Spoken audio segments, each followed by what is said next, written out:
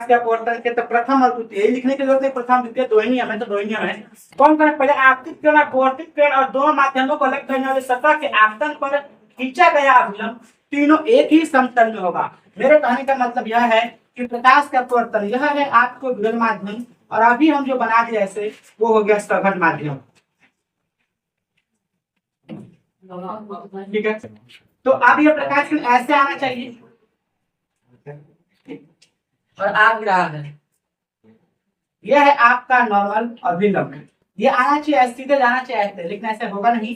But ये होगा क्या कि यहाँ से मिलेगा इसको धोखा, यानी ये हो जाएगा अभिलंब की ओर मुड़ेगा, यानी इधर की ओर मुड़ेगा। ठीक है, यानी ये नहीं रहेगा आगे। चलिए, तो अब इसके बाद ये है आई और ये है आपका आर। यहाँ से प्रथम नियम और द्वितीय नियम की हम गणना करते हैं। प्रथम नियम क्या है कि आपतित किरण, ये है आपका आपतित किरण। ठीक है, आपतित किरण, आपतित किरण बोले आपतित किरण और अपवर्तित किरण, यानी ये वाला अपवर्तित किरण। ठीक है, और समतल बिंदु पर खींचा गया ये अभिलंब, यानी ये वाला पार्ट को है ये वाला, तीनों एक ही तल पर, मतलब इसी तल पर है, तीनों एक ही तल पे है। हाँ, एक ही तल पे है। दूसरा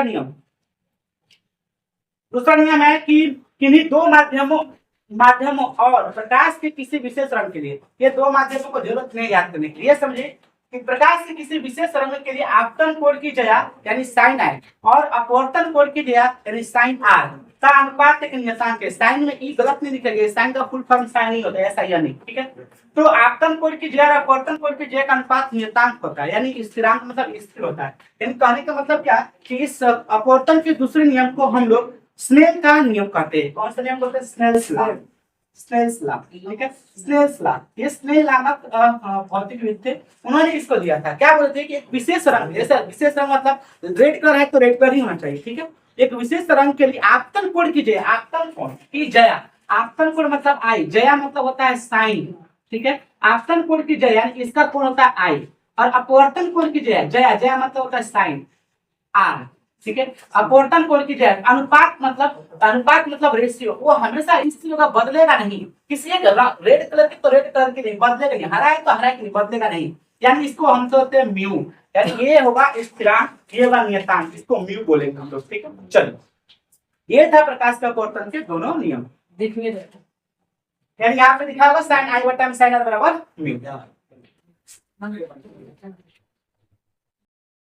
ये कैंची बन रहा है, बोलिए हाँ। तो जहाँ कैंची बनता है वो सिर से अभिमुख को होता है, बोलो हाँ। तो ये पूरा मिल गया पर डिग्री 30 डिग्री, ये पूरा हो गया 30 डिग्री, इसमें 15 डिग्री आपको विचलित हुआ है, तो बचा कितना?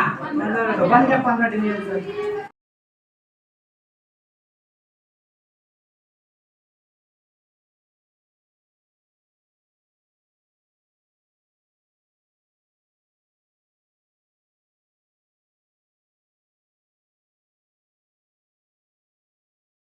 चलो, चलिए आइए देखते हैं हम लोग। ये क्वेश्चन है, क्वेश्चन यह है कि एक प्रकाश की किरणें समतल सतह से 60 डिग्री पर आ रही है। हमने क्वेश्चन क्या बोला है कि समतल सतह से 60 डिग्री पर आ रहा है। ठीक है, 60 डिग्री पर आ रहा है समतल सतह से, तो और अपवर्तन के बाद 15 डिग्री विचलित हो गया है, तो कितना डिग्री का अपवर्तन कोण बनेगा? देखिए ध्यान से, इसको कॉन्सेप्ट क्लियर होना चाहिए कि ये सतह से 60 डिग्री पर आ रहा है। हम आपतन कोण नहीं बोले हैं कि 60 डिग्री है, आपतन कोण की माप यहाँ से होता है, लेकिन सतह से 60 डिग्री है, तो ये है सतह ना, ये है सतह, यहाँ से 60 डिग्री हो गया। ठीक है, और अपवर्तन कोण ये आपको ज्ञात करना, और विचलन कोण आपको 15 डिग्री दिया हुआ है, तो कैसे निकलेगा? ध्यान से देखिए कैसे बनाएंगे हम लोग। ये पूरा क डिग्री का होगा, 90 डिग्री, मतलब ये वाला पूरा 90 डिग्री, ये 90 डिग्री। हमको इससे इसका कोई रिलेशन ही नहीं है, कोई रिलेशन नहीं है। हम एक काम करेंगे, सर जी आप ये वाला मत, ये निकाल के क्या करेंगे, ये बताइए ये कितना होगा? तो ये क डिग्री बना है पूरा 90, तो हम लोग आई निकालेंगे, कैसे निकालेंगे? 90 माइनस 60 डिग्री, क्या हो गया? 30 डिग्री।